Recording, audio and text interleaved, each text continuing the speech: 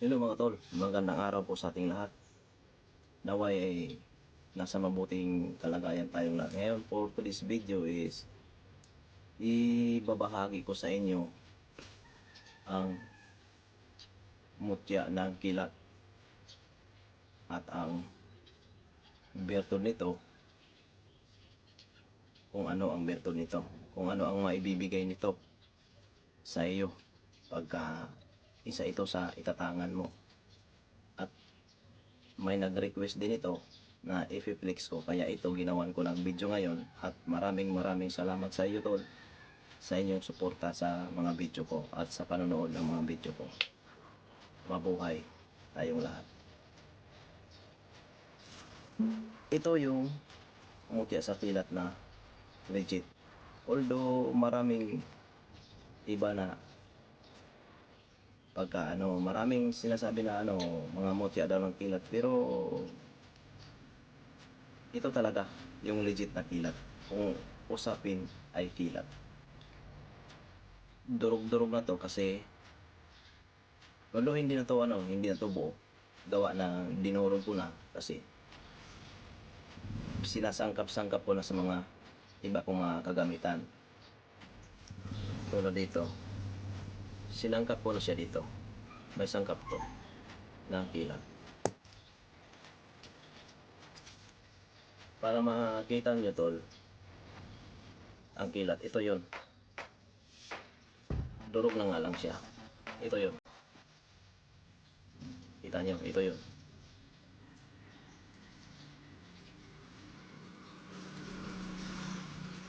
Hindi na siya buo kasi dinodurog ko na. At ating makikita kung ano talaga ang kilat.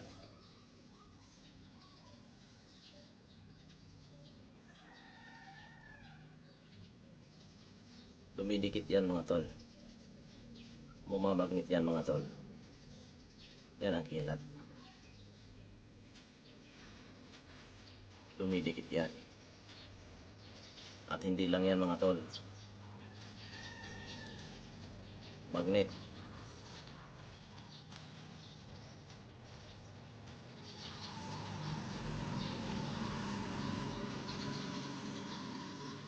Binamagnet yan.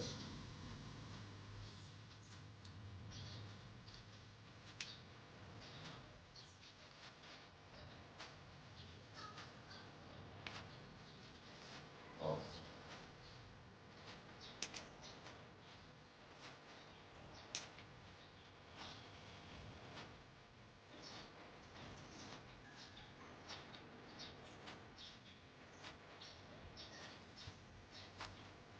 Yan yung legit na kilat tol.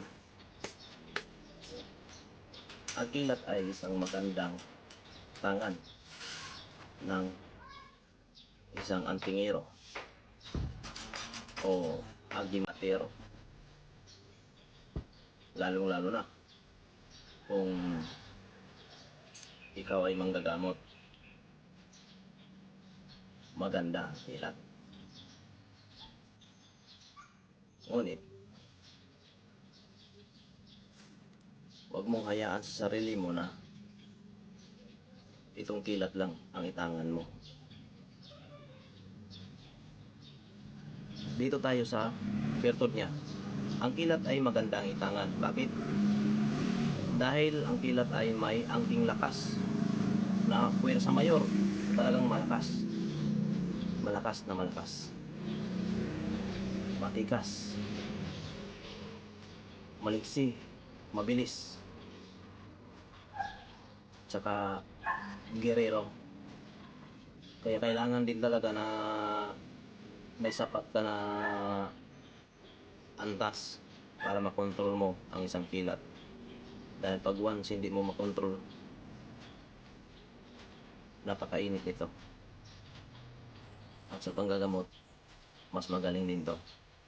Dahil niyuyukbuan talaga ito ng mga tao, ng mga masasama, takot sa'yo. Pero hindi ito pangkalahatan mga tol. Pag kilat lang talaga ang dalhin mo, matatamaan ka pa rin ng kulam. pagkilat. Totoo yan mga tol. Pero kung sa kumbate lang, gera, saksakan, tagaan, o ano man dyan, maasahan to. Pero pagdating sa kulam, tatamaan ka.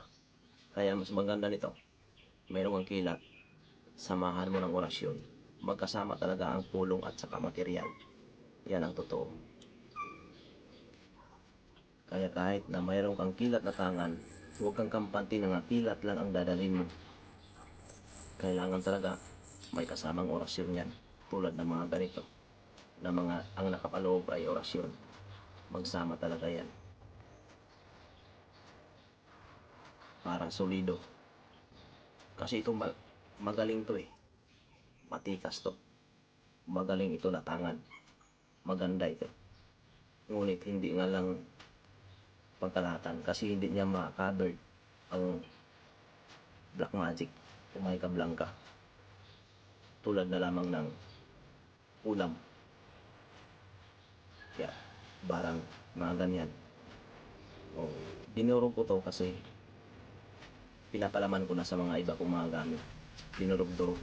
Mapalit mo palaki. Ganun din lang din yan. Parehas lang yan. O, yan ang kagandahan sa kilat. O, tingnan nyo to lang mga kilat.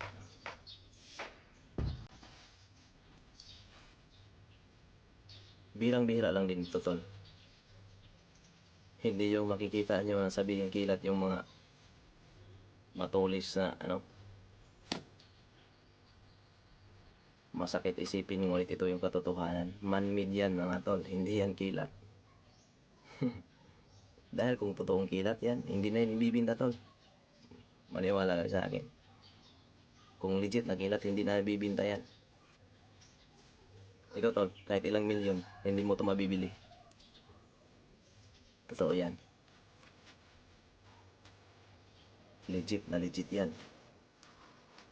Napakaswerte mo pag nagkaroon ka nito. Dahil bibihira lang ang legit. Dahil ito ay mutya ng kawanangan. Mutya ng kawanangan.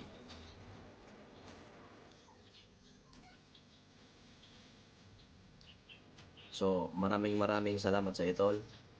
Tol, salamat sa suporta nyo. Salamat sa suporta mo. Sana ay patuloy nyo pa akong suportahan at panoorin ang ating mga video. God bless po sa ating lahat.